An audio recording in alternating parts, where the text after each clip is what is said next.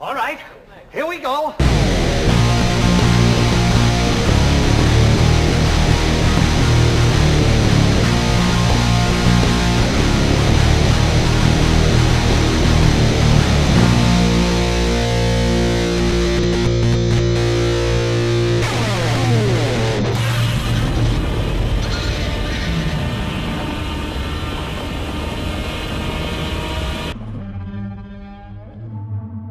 Spyro from the Book of Saws, directed by Darren Boseman, stars Chris Rock and Samuel L. Jackson. Now, sorry about if the audio is a little bit worse, I don't have my mic with me. Now, this is the 9th movie in the Saw series. I never really seen the other Saw movies. I saw like bits and parts of some of the movies. I saw like from the first movie, that first half hour, but then I turned it off. Not because I was scared, because I didn't like the way the movie was directed. This fast spinning, shaking, crazy out of the things. Like I was like, no, sorry, no, I don't like that type of filmmaking. It's like just I don't know, just trying to add this extra like shaky, crazy cam to make the scene more intense or scary. Didn't really do nothing for me. But I was curious to see this movie because I like Chris Rock, I love Samuel Jackson, so I gotta see this one. And the movie actually starts off this time. There's a new Jigsaw killer on the loose who specifically targets just cops. And he's killing any more cops, everything. Chris Rock is on the case trying to figure out who's basically the new Jigsaw killer.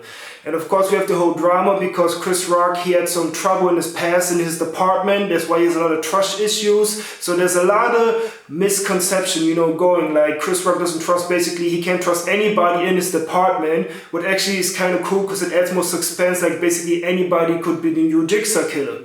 And when it comes to like the traps and like the whole Jigsaw gig, to be honest, I think the problem that was missing, it wasn't really very suspenseful or like very, creative, I would say. There was one trap that was really suspenseful and cool, but that was towards the end. But like for the most part, the other traps were just like, yeah, okay, basically. They're not memorable, for example, like this, I forgot what it was called. I think in the second one was like this box with needles and straps your hand, close those needles in your face with this thing. I'll put a picture right here. And or cut the eye out and stuff like that. They weren't just so suspenseful and really as scary. There was this suspense to this, like, oh my god, are they really gonna do it? And oh my god, they're doing all this. Like I was kind of missing this because the rest of the movie is really fast because the pacing of the movie is done really fast. It's like all the time, like turn up to 100 all the time, which I also think like is kind of like bad thing because it doesn't let the movie quite breathe or let a moment really seen because we jump right away towards the next scene and towards the next thing. And it kind of becomes like this, I see what they're doing. They're trying to keep this movie, excited, like, ooh, it goes further and further and further. And as far as goes the mystery, and the detective part of like Chris Rock does an okay job. I mean, I do like Chris Rock taking a chance, trying a horror genre, trying to do a horror movie, something new, something out of his element. And for the most part, he did a good job. It was okay. It was over the top a lot of times, but like the whole movie was filmed like that to be over the top. Samuel Jackson is Samuel Jackson. He's great in anything. But though he's not a lot in the movie though as I was hoped to be. But that's like, it was kind of curious. If you watch the trailer, like that's how much Samuel Jackson is in it. Now, to be honest, the mystery of who the Jigsaw killer is was kind of very easy to spot.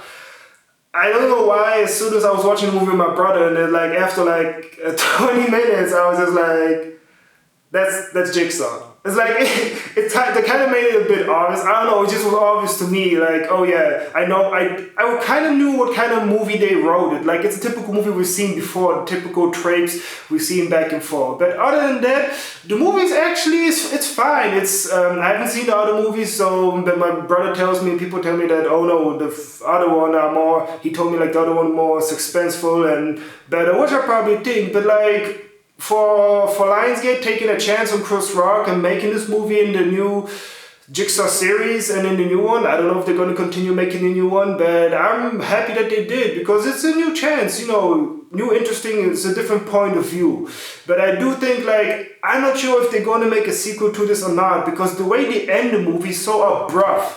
It's like it doesn't have a real ending. It's just like, at the end is crazy action, a lot of stuff happening, and then just boom, end. And I was like, okay, that was a weird choice because they didn't set up, they didn't quite end even the movie we were watching.